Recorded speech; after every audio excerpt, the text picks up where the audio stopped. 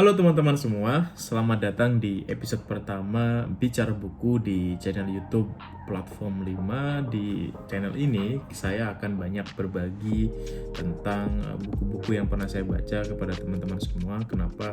Saya pikir saya sangat suka membaca, tapi ruang untuk membagi hasil baca itu terkadang cukup sempit. Jadi saya putuskan untuk membuat channel ini. Barangkali ada di antara teman-teman yang memang butuh rekomendasi bahan bacaan misalnya, ataupun masih bingung kira-kira buku apa yang harus dibaca. Nah, di channel ini teman-teman bisa menyimak ataupun menyaksikan buku-buku yang pernah saya baca yang barangkali nanti juga teman-teman tertarik untuk membacanya. Kali ini saya akan merekomendasikan 5 buku yang teman-teman mungkin harus baca sebelum tahun 2023. Banyak sekali video nanti nih di awal tahun 2003 biasanya tuh di YouTube banyak sekali video-video yang memberikan rekomendasi bahan bacaan untuk dibaca di tahun baru gitu ya, di tahun 2023 maksudnya. Tapi saya memutuskan untuk membuat rekomendasi bacaan sebelum tahun 2003. Kenapa? Karena mungkin ketika kalian selesai membaca buku-buku ini, ada gagasan yang baru, ada wawasan yang baru, ada pandangan yang baru, sehingga ketika menginjak tahun 2023 kita bisa memiliki persepsi yang mungkin bisa mengubah cara kerja kita, mengubah pola berpikir kita, yang memberikan banyak manfaat yang lebih baik ke depannya.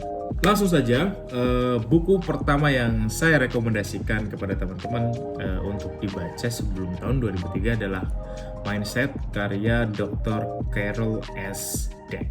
Di antara kita mungkin tuh pernah sebel sama teman kita di sekolah ya, karena kadang kita melihat ada satu teman yang kayaknya kalau di sekolah tuh malas-malasan banget gitu ya, nggak pernah kelihatan belajar dengan rajin gitu, di kelas juga nggak terlalu aktif, tapi kemudian kok ketika ujian nilainya bagus-bagus, dia bisa menjawab pertanyaan dengan mudah gitu. Sementara kita yang rajin belajar, study hard di rumah gitu ya, membuka-buka buku segala macam, tapi ketika tes gitu, ketika ujian kita malah tidak bisa menjawabnya, atau kita malah mendapatkan nilai yang sedikit. Lalu kemudian setelah itu kita mulai berpikir, mungkin bahwa teman kita itu memang punya kemampuan bawaan sejak lahir, punya kecerdasan bawaan sejak lahir, sedangkan kita sebaliknya, mungkin kita tidak terlalu cerdas sejak lahir. Nah, sebetulnya Mindset ini adalah buku yang kurang lebih mendiskusikan tentang hal-hal tersebut. Jadi Dr. Carol membagi cara pandang terhadap kemampuan orang itu terhadap dua, yaitu orang yang mempunyai kepercayaan fixed mindset dan orang yang mempercayai kepercayaan growth mindset. Apa sih itu fixed mindset dan growth mindset? Secara satir sebetulnya Dr. Carol mengatakan fixed mindset itu believing that your ability are carved in stone. Artinya fixed mindset ini orang-orang yang percaya bahwa kemampuan kita nih sebetulnya sudah terukir di batu, sudah terukir di takdir, sudah terukir dan sudah kita bawa sejak dari lahir gitu loh. Berbeda dengan growth mindset. Growth mindset itu cara berpikir yang percaya bahwa sebetulnya kemampuan kita itu dipengaruhi oleh effort, kerja keras, keinginan dan keuletan untuk berkembang, serta bantuan dari orang lain. Nah, ini cara berpikir fixed mindset dan growth mindset.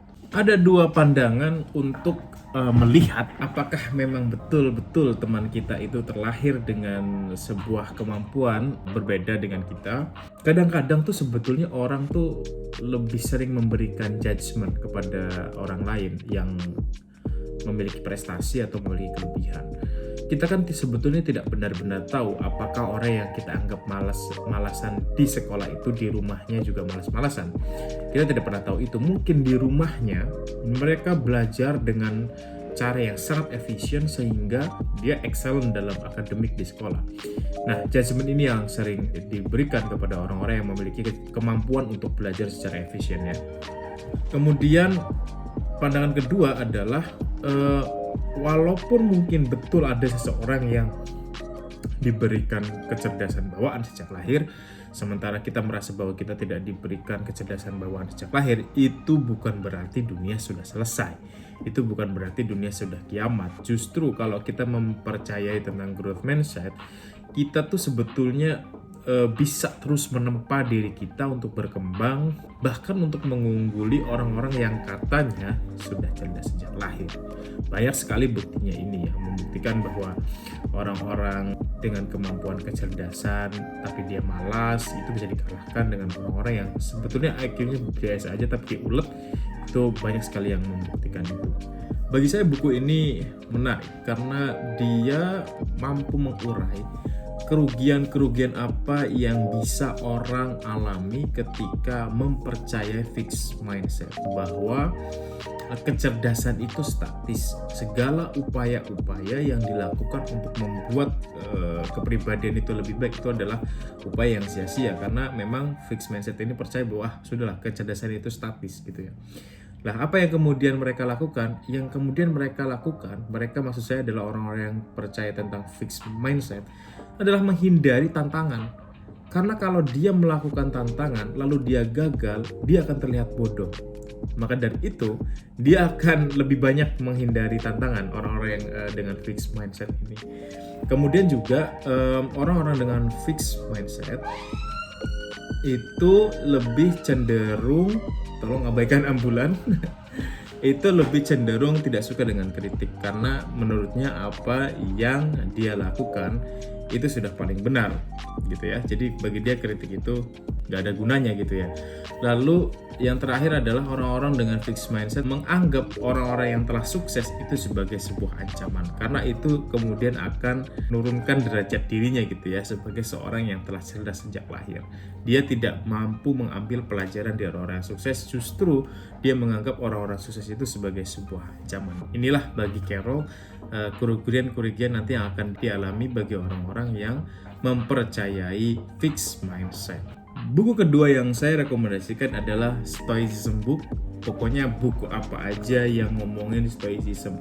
Kenapa saya rekomendasikan? Karena saya merasa bahwa setelah saya banyak membaca buku Stoicism, itu lumayan mampu mengontrol emosi saya, mengontrol bagaimana saya bersikap kepada orang lain, mengontrol pada apa-apa yang menjadi keinginan saya yang kadang-kadang juga impulsif. Jadi saya akan rekomendasikan buku-buku yang berkaitan dengan Stoicism. Sebenarnya ada banyak sih buku yang ngomongin Stoicism. Anda misalnya bisa baca buku Meditation karya Marcus Aurelius, atau Anda juga bisa baca The Letter of Stoic dari Seneca, atau juga Anda bisa baca yang versi bahasa Indonesia itu Filosofi Teras. Ketiga buku ini menurut saya cukup baik untuk dibaca untuk mengetahui bagaimana sebenarnya prinsip-prinsip Stoicism itu. Bagi saya, Stoicism itu sebetulnya intinya ada 3 hal. 1, mampu menerima segala sesuatu yang terjadi di luar dari kemampuan kita.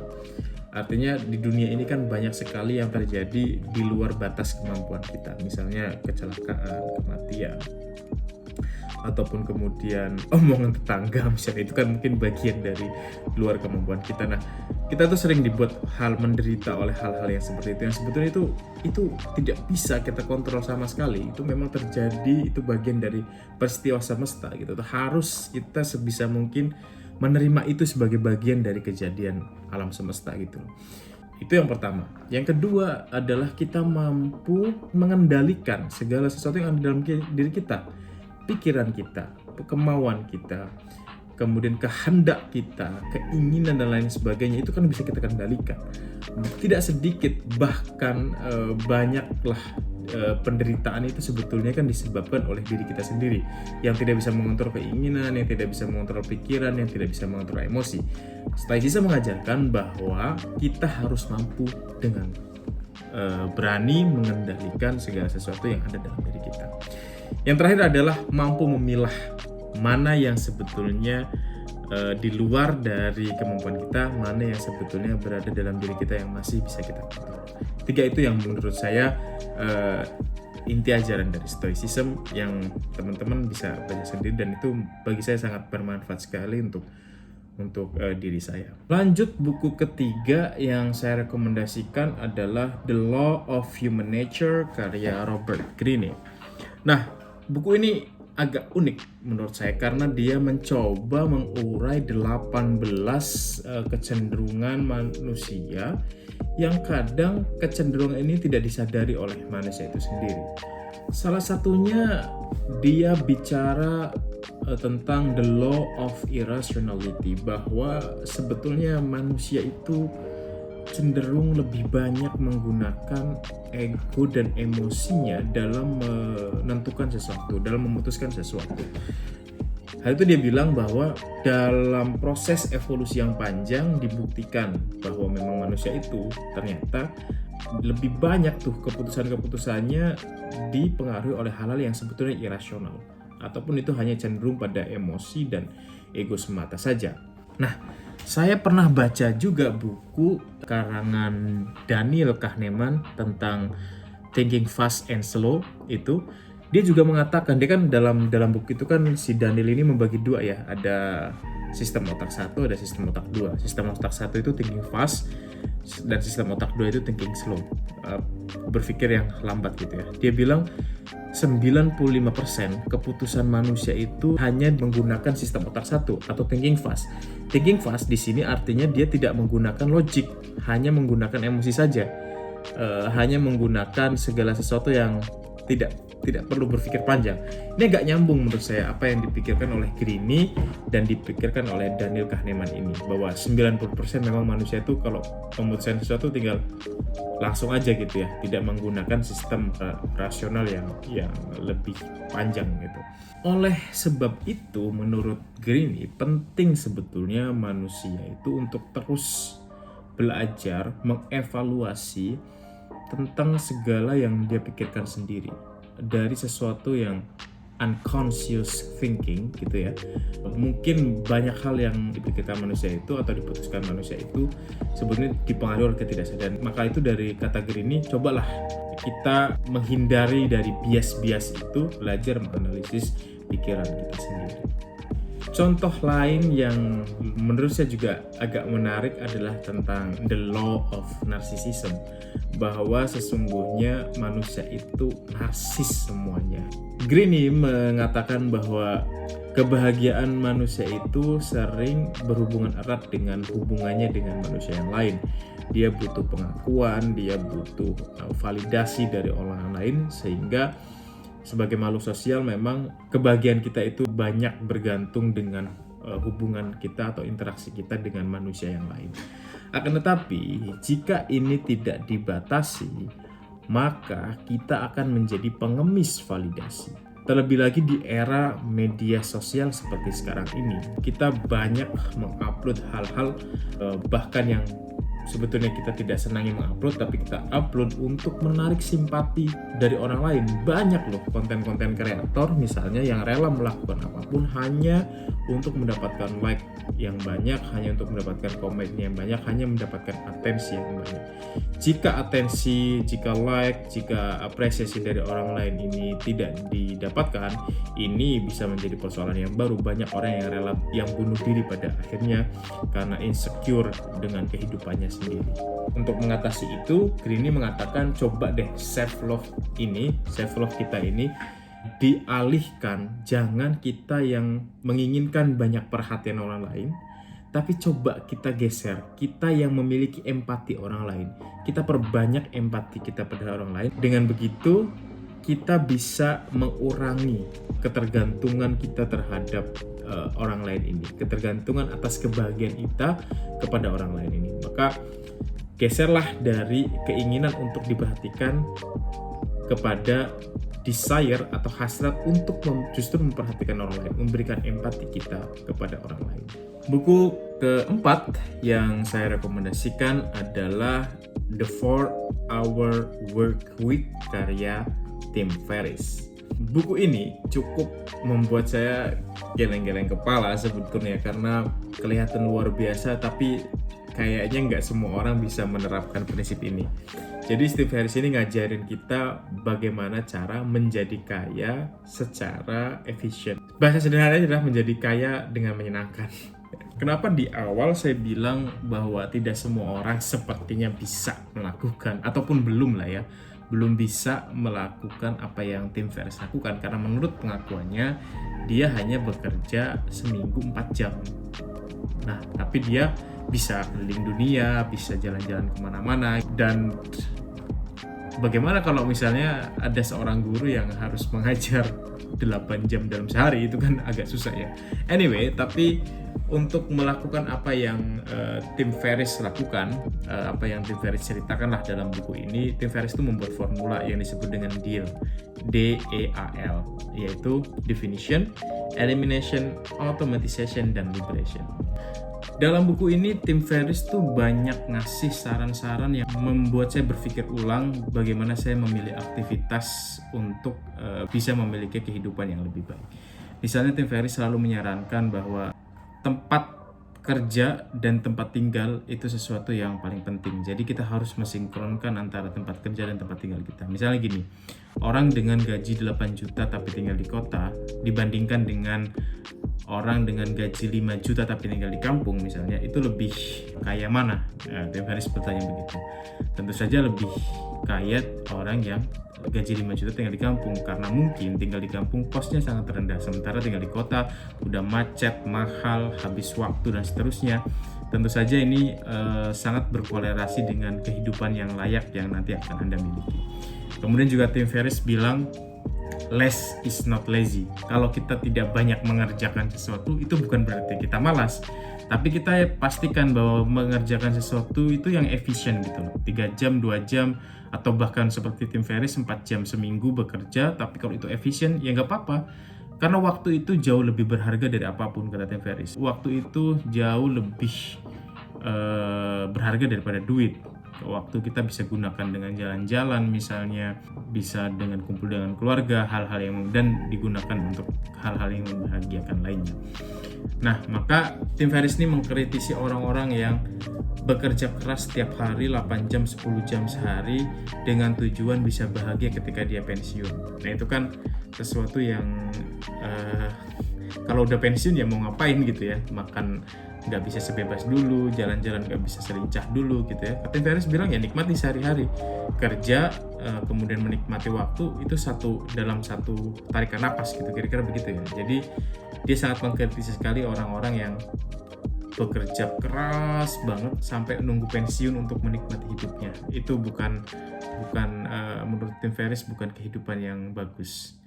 Banyak banget hal-hal yang diceritakan oleh Tim Ferriss, saya tidak bisa mengingat semuanya, tapi yang jelas buku ini tuh ngasih kita gambaran sebetulnya itu apa sih yang dimaksud dengan kekayaan sesungguhnya yang disebut dengan New Rich oleh Tim Ferriss di era yang serba canggih dan serba modern ini. Buku yang terakhir yang saya rekomendasikan adalah The Righteous Man, Why Good People Are Divided by Politics and Religion, yang ditulis oleh Jonathan Haidt.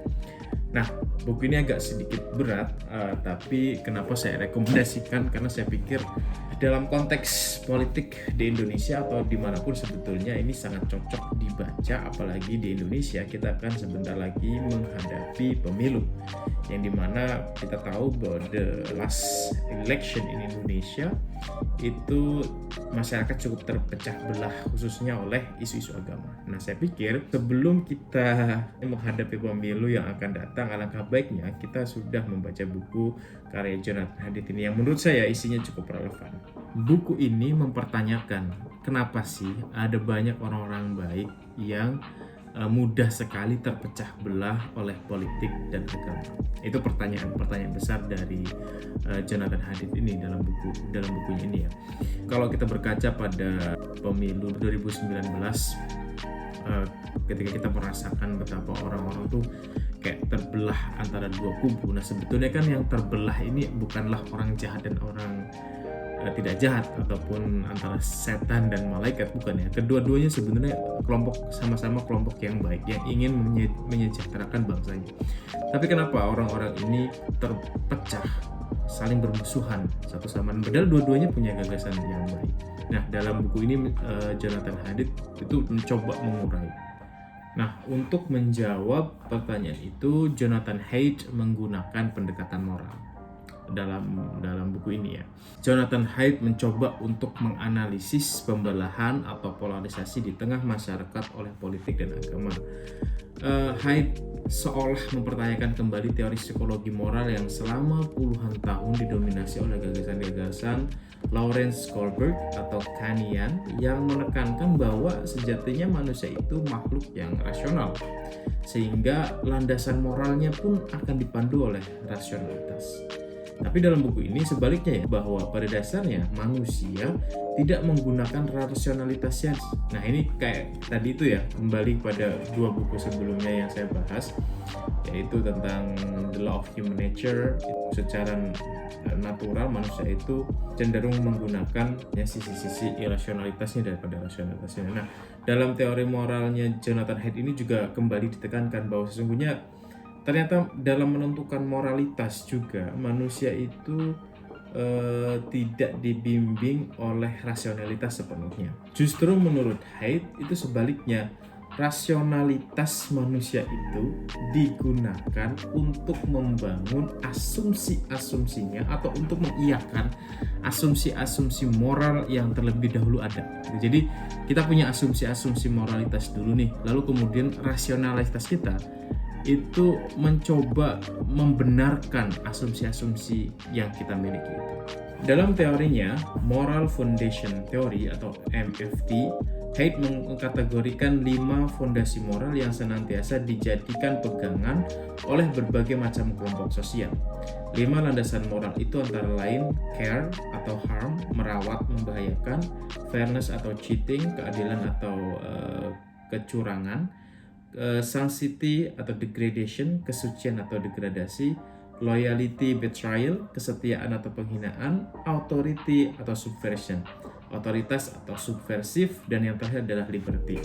Nah, landasan moral ini yang dijadikan Haidt untuk menemukan jawaban mengapa orang-orang baik itu mudah sekali dipecahkan oleh politik agama. Misalnya begini, orang yang memiliki landasan moralnya cenderung kepada sanctity and degradation atau kesucian, mereka itu akan sangat dengan mudah terpancing jika hal-hal yang dia anggap sakral itu disinggung. Ya, misalnya agama ya, yang contoh sangat jelasnya. Mereka punya landasan moral yang cenderung kepada agama, maka jika ada sesuatu yang menyinggung soal sesuatu yang dianggap suci, yaitu agama, maka orang tersebut akan mudah marah. Lain hal dengan orang yang lebih cenderung kepada liberty, misalnya kebebasan. Nah, orang yang punya landasan moral cenderung pada kebebasan, itu dia akan sangat marah ketika ada hal-hal yang mengkerdilkan kebebasan itu sendiri. Maka sebenarnya pertentangan antara dua kelompok yang berbeda ini sebetulnya bukan berarti mereka ini dua-duanya jahat, tapi mereka hanyalah memiliki landasan moral yang berbeda. Nah, bagaimana solusinya? Solusinya adalah kita ya harus memahami setiap kelompok sosial itu punya landasan moral yang berbeda, lalu kita mencoba duduk bersama bagaimana mempertemukan landasan moral yang berbeda itu untuk menjadi satu kesatuan. Nah, disinilah pentingnya rekonsiliasi antara kelompok-kelompok sosial dengan pandangan-pandangan moral yang berbeda itu.